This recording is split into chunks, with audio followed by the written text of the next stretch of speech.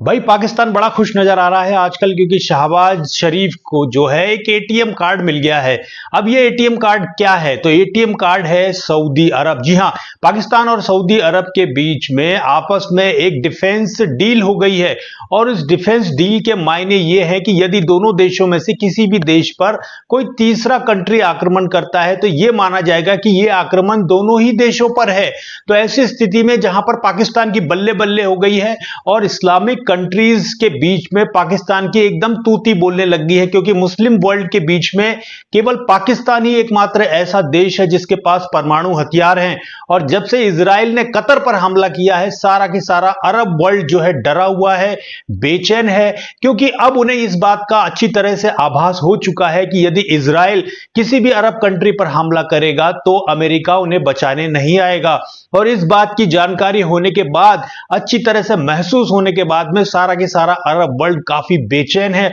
और ऐसी स्थिति में अपनी सुरक्षा को लेकर चिंतित है। और इसी सुरक्षा के चलते सऊदी अरब ने पाकिस्तान के साथ में यह डिफेंस डील की है ताकि पाकिस्तान के जो परमाणु हथियार हैं उनका डर दिखाकर इजराइल को सऊदी अरब के ऊपर हमला करने से रोका जाए। और जहां यहां पर पाकिस्तान का बिल्कुल फायदा ही फायदा है, क्योंकि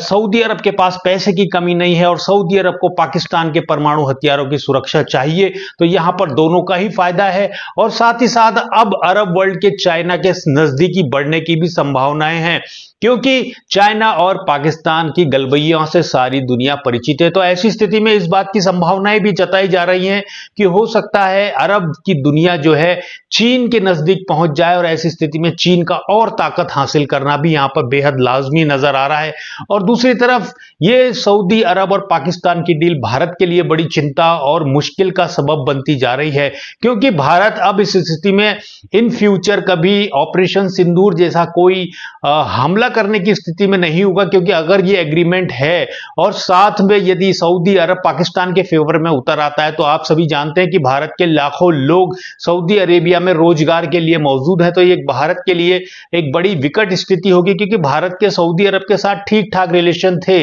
लेकिन इस पाकिस्तान और सऊदी अरब के बीच में जो ये एग्रीमेंट हुआ है निश्चित रूप से ये भारत की चिंता बढ़ाने वाला है। और यहां पर एक तरीके से ये कहा जा सकता है कि भारत जो है डिप्लोमेटिक फ्रंट पे कहीं ना कहीं थोड़ा सा पीछा होते हुए नजर आ रहा है, क्योंकि भारत के जहां अमेरिका के साथ भी संबंध बिगड़ चुके हैं, वहीं पाकिस्तान अपनी आईएसआई के माध्यम से बांग्लादेश में सक्रिय हो गया है और दक्षिण एशिया में पाकिस्तान, बांग्लादेश और चीन मिलकर एक नई तरह की खिचड़ी भारत के विरुद्ध पकाने का प्रयास कर रहे हैं। तो निश्चित रूप से आने वाला समय भारत की फॉरेन पॉलिसी के लिए काफी चैलेंजिंग होगा और भारत की सुरक्षा के लिए निश्चित